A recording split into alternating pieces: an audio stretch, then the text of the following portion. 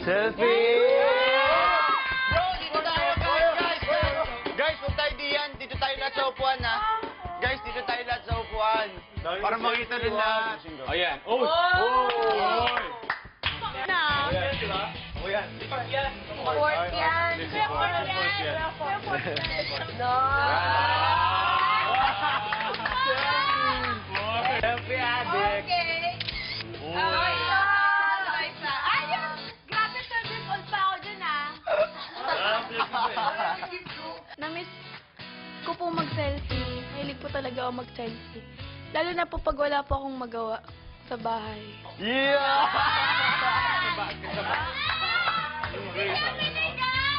Grabe! Nakakanga siya, oh.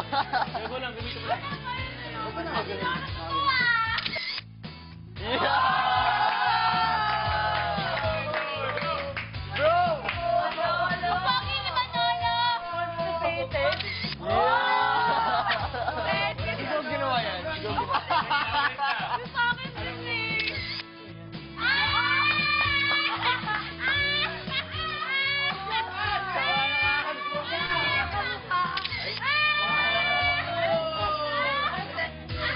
Before and after na.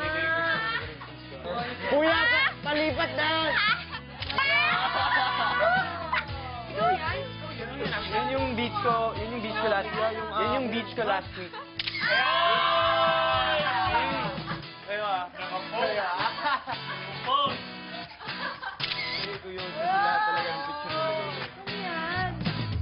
Usually po, selfie ka pag happy ka or bored ka.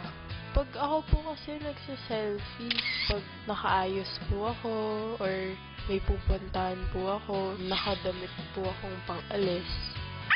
Ew! You're like dito. Hindi, wala. Misto ka. Abis ko ka. Kaya sabi ko dito eh, nakanta ako. Ew! Sa labas ng bahay ko, mahilig kang mag-selfie. Opo, araw-araw po. Oh my gosh! Sobrang high school pa ako niyan!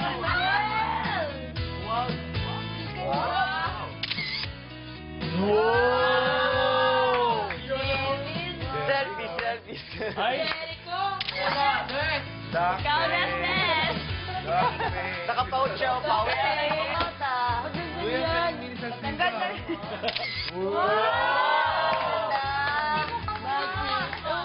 May kinabu ko. Swagger ka pala. Parang ang kabuti dyan.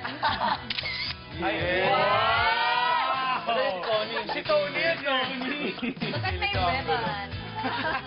Yan, Tony. Ay, Tony na. Hindi, sa Alex yan. Hello, Philippines and hello, world. Sabi nga nila, a picture paints 1,000 words. At sa panahon ngayon, libo-libong mga litrato ang kinukuhanan araw-araw at ina-upload sa mga social media sites sa internet.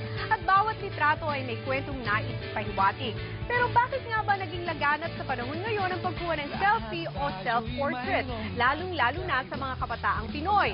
Tinanong namin ang aming resident psychiatrist na si Doc Randy De Leosa tungkol dito.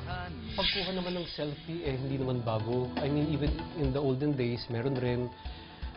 Some people would create drawings of themselves. Nagpapatuloy yung trend na yon. So, isang reason nga para mag-selfie, syempre pag-express ng sarili. Kaya lang minsan, merong mga problems kaya sila nag-express sa sarili. Like for example, kung sakaling masyado silang vain, masyado nilang ina-admire yung sarili nila. Pangalawa naman, posible namang mababa yung self-esteem nila. They're in control of the pictures that they want to show. So when they come up with good pictures, nila-like siya ng marami, so baka doon nila nakukuha yung pagtaas ng self-esteem nila.